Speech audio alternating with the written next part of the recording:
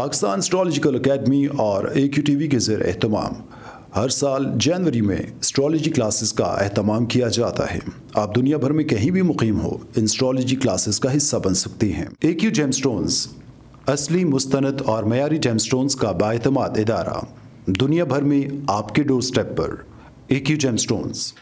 Astrologer Ali Zanjani हर साल नवंबर में कराची और हर साल मार्च में दुबई मौजूद होते हैं। अगर आप एस्ट्रोलॉजी यानी इल्मे नजूम से लगाव रखते हैं तो हमारा YouTube channel astrologer Ali Zanjani personal ज़रूर सब्सक्राइब कीजिए। बिस्मिल्लाहिर्रहमानिर्रहीम, अल्लाहुम्मा सल्ली अला मोहम्मद व आले मोहम्मद। अस्सलाम वालेकुम। एस्ट्रोलॉजी की क्लास के साथ आप लोग की खिदमत में हाजिर हूँ। आज जिस टॉपिक पे हमने डिस्कस करना है उस टॉपिक का नाम है पाप कतर योग।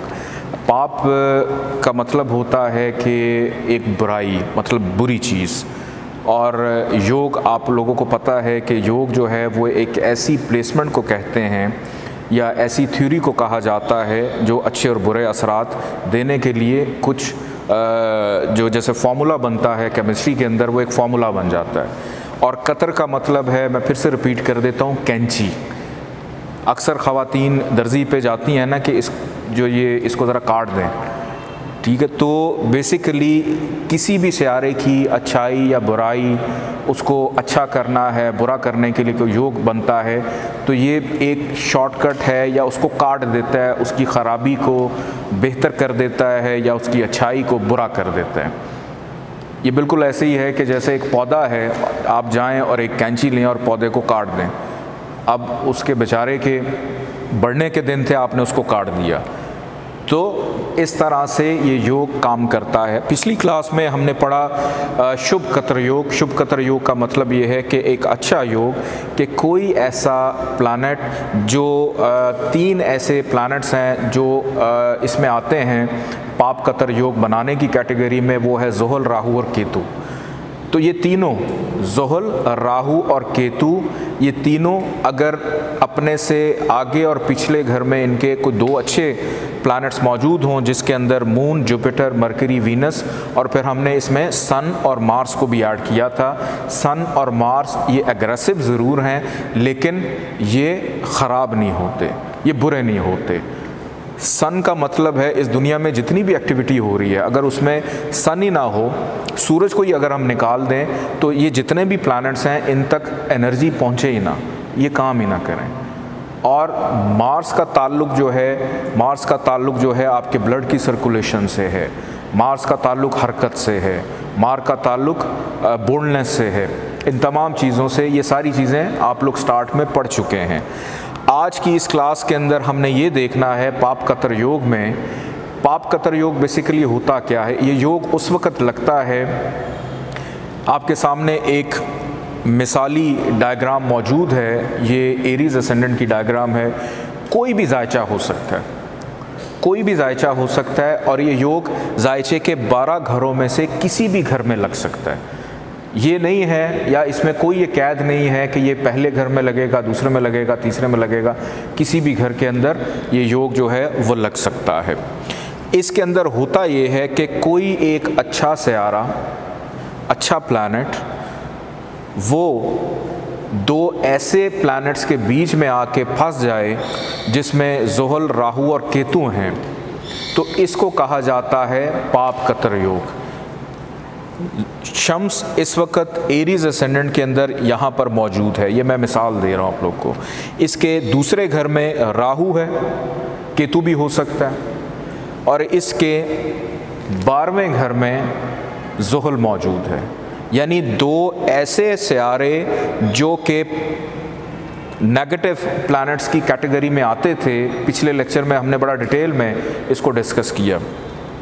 एक अच्छा सियारा 2 ऐसे सियारों के बीच में आके फंस गया है जो कि बज़ाते ख़ुद बड़ा पॉजिटिव है, और शम्स को वैसे ही असेंडेंट के अंदर, एरीज असेंडेंट में उसको शर्फ मिलता है, एक्सॉल्टेशन का हो जाता है, यानी उच्च का हो जाता है।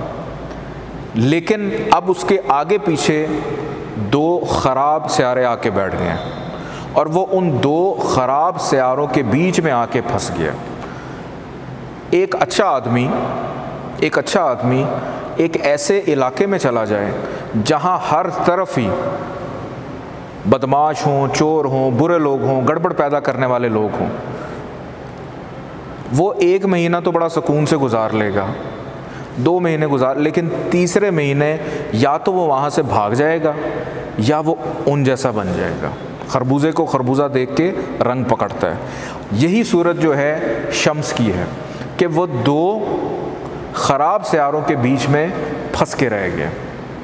अब शम्स से बैठा हुआ आगे राहु या केतु और उससे बैठा हुआ पीछे ज़ुहल। आप लोग ये मत सोचें कि ये कौन कौन से हाउसेस हैं, किन ज़ोडिक साइन से इनका ताल्लुक़ है।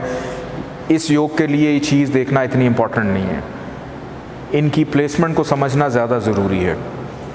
इन दोनों की वजह से शम्स जो है वो भले शर्फ का है, लेकिन अब उसको ये एक ऐसा योग मिल गया है कि उसने अब ख़राबी पैदा करनी है।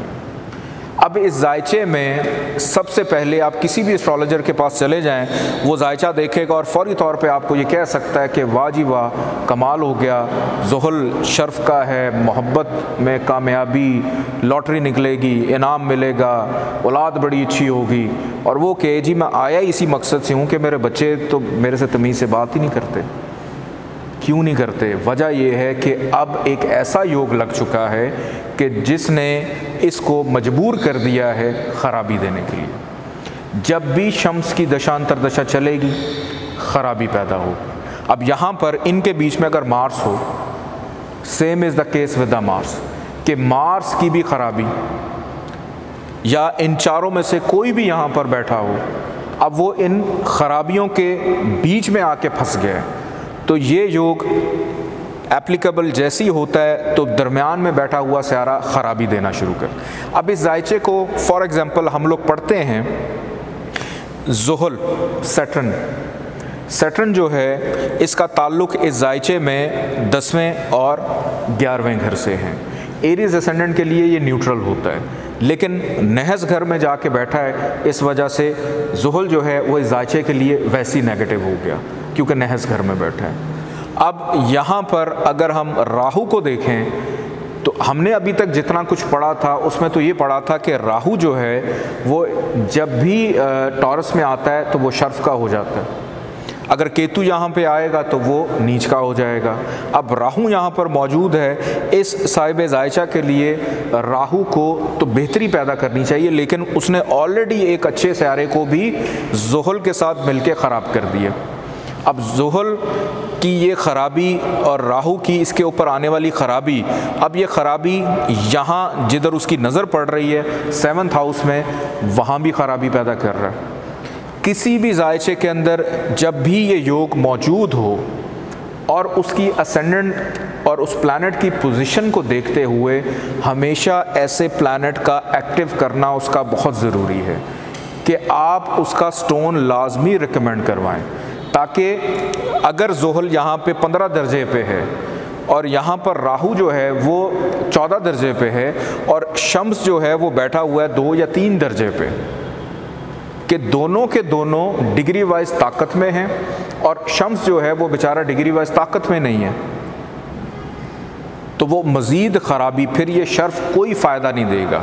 जब भी शम्स की दशांतर दशा चलेगी प्रॉब्लम्स देगा। तो यहाँ पे शम्स का, मार्स का या जो भी प्लैनेट है अकॉर्डिंग टू असेंडेंट उसका स्टोन अगर पहना जा सकता है तो उसका स्टोन ज़रूर पहने, ताकि उसकी ख़राबी को ख़त्म करके उसको एक्टिव करते हुए उसको ताकत दी जाए कि आप एक ऐसी जगह पे फंस गए हैं कि जहाँ पर सांस लेने के लिए ना आगे जगह ना पीछे जगह, तो आपने अपनी ऑक्सीजन खुद क्रिएट करनी है और वो ऑक्सीजन देने का काम करेगा उसका जेमस्टोन।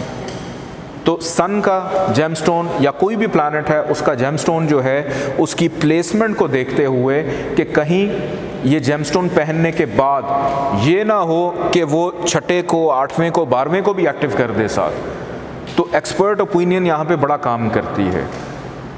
कुछ ऐसी एग्जांपल्स होती हैं कि आपके जायचे में सन, मार्स या ये 4 प्लैनेट्स ये शर्फ के हैं, अच्छे हैं, लेकिन जब इनकी दशा अंतरदशा चल रही होती है तो एक चीज़ सामने नज़र आती है कि जो शख्स बज़ाहिर नज़र आ रहा है उसके साथ हालात व वाक़यात उस तरह के क्यों नहीं हो रहे। इसीलिए एस्ट्रोलॉजी के अंदर ये सीखना बहुत इम्पॉर्टेंट है कि ये जितने भी योग हैं इनका समझना बहुत ज़्यादा, योगों की तादाद बहुत ज़्यादा है। मेरी कोशिश है कि जो मेन और इम्पॉर्टेंट योग हैं वो मैं आप लोगों को पढ़ाऊं, ताकि आप लोग कम से कम जायचा देखकर ये एनालिसिस कर सकें कि इस योग की वजह से ये ख़राबी ख़त्म हो सकती है या इस योग की वजह से ये ख़राबी पैदा हो सकती है। ये नहीं है कि आपके सामने एक जायचा मौजूद है और आप आंखें बंद कर कर उसको ये बता दें कि आप फ़लाँ प्लैनेट का स्टोन पहने या फ़लाँ प्लैनेट के सदक़ात देने शुरू कर दें। अगर किसी अच्छे प्लैनेट के सदक़ात देने शुरू करेंगे तो उसने जो पॉजिटिविटी आप तक मुंतकिल करनी होती उसको वो रिवर्स करना शुरू कर देता है। और अगर कोई अच्छा प्लैनेट वीक है, उस तक वेव्स प्रॉपर नहीं आ रही, डिग्री वाइज वो कमज़ोर है या इस किस्म के योग में फंसा हुआ है, तो फिर उसका स्टोन पहन के उसको एक्टिव किया जाता है ताकि उसके अंदर मज़ीद बेहतरी जो है वो पैदा हो सके।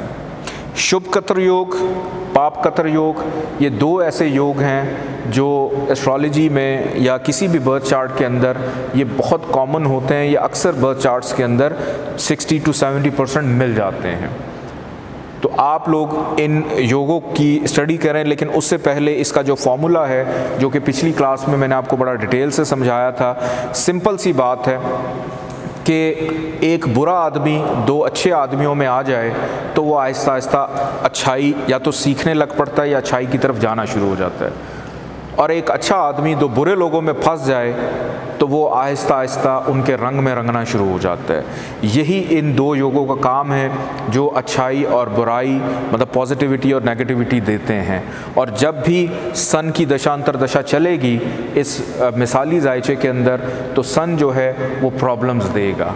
तो सन को ताकत देने के लिए आपको ये चाहिए कि सन का स्टोन पहने या मार्स का पहने या कोई भी प्लैनेट है उसका स्टोन जो है वो लेकर पहने। यहाँ पे इसके सदक़ात नहीं करने, उसको एक्टिव करना है, उसको स्ट्रॉन्ग करना है, उसको बेहतर करना है कि आप अच्छे हो, बाकियों की ख़राबियों की वजह से उसको ख़राब करने की तरफ नहीं जाना। आज की टिप ऑफ द डे मैं आप लोगों को देता चलूँ। अक्सर ये देखा गया है कि मोस्टली लोगों के पास ना तो डेट ऑफ बर्थ होती है, ना तो उनके पास टाइम ऑफ बर्थ होता है, और किसी न किसी मुसीबत, प्रॉब्लम या परेशानी का वो शिकार रहते हैं। और बहुत सारी रेमेडीज़ करने के बावजूद भी अक्सर ये होता है कि वो जो ख़राबी है वो बेहतरी की तरफ नहीं जा रही होती। ये चीज़ आप सबको मालूम है कि दुनिया में जितनी भी चीज़ें ख़राब होती हैं या किसी की कोई गड़बड़ हो रही होती है उसका ताल्लुक़ ज़ुहल, राहु और केतु से के ताने बाने वहीं पे जाके मिलते हैं।